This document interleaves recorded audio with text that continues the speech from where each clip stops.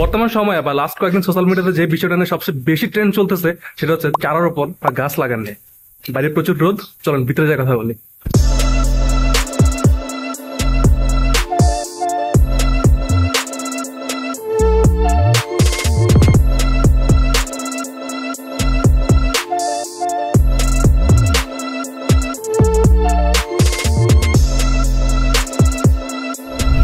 বাইরে তাপমাত্রা যত বেশি হোক না কেন তাতে আমার কি, আমার বাসাতে এসি আছে। যারা এরকম চিন্তা ভাবনা করে থাকেন তাদের জন্য এই ভিডিওটি না, সো ভিডিওটি স্কিপ করেন।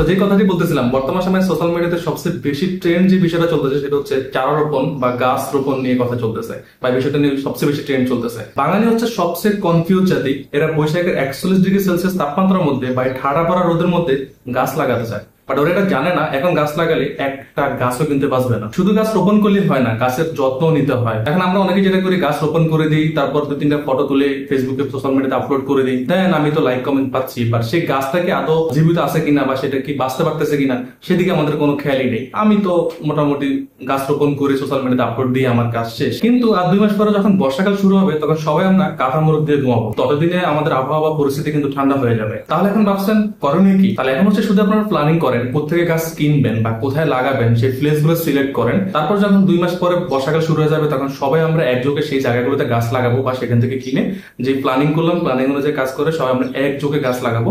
তখন হচ্ছে মূলত প্ল্যানিংটা প্রপার ওয়েতে কাজ করবে। বাট এখন যারা আমরা এই ঠাড়া পাড়া রোদের মধ্যে গাছ লাগাই হচ্ছে সেগুলো ফটো তুলে আমরা সোশ্যাল মিডিয়াতে আপলোড দিই, এগুলো কিন্তু কোনো কাজে আসবে না। জাস্ট আপনি সোশ্যাল মিডিয়াতে একটা লাইক পাচ্ছেন, এগুলো কিন্তু গাছটা কিন্তু আর বাঁচতে পারতেছে না, বা গাছটা কিন্তু আপনি লাগানোর পরেই 1-1.5 ঘন্টা পরে দেখা গেছে গাছটা মারা যাচ্ছে। আপনি পানি দিচ্ছেন না, পরিচর্যা করছেন না। তো এখন এত এক্সাইটেড হয়ে লাভ নাই, এখন এত উৎপাত করে কোনো লাভ নাই। আপনি জাস্ট সময়ের কাজটা সময়ে করেন, এখন জাস্ট প্ল্যানিং করেন।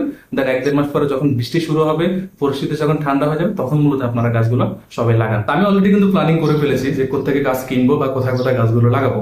এখন শুধু বৃষ্টির অপেক্ষা, বৃষ্টি শুরু হলেই কিন্তু আমি গাছগুলো লাগিয়ে ফেলবো। এইবার আপনার পালা, আপনি প্ল্যানিং করেন কোথেকে গাছ কিনবেন এবং কোথায় কোথায় গাছগুলো লাগাবেন। যখন বর্ষা শুরু হবে বা বৃষ্টি শুরু হবে তখন আমরা সবাই একসাথে গাছ লাগাবো।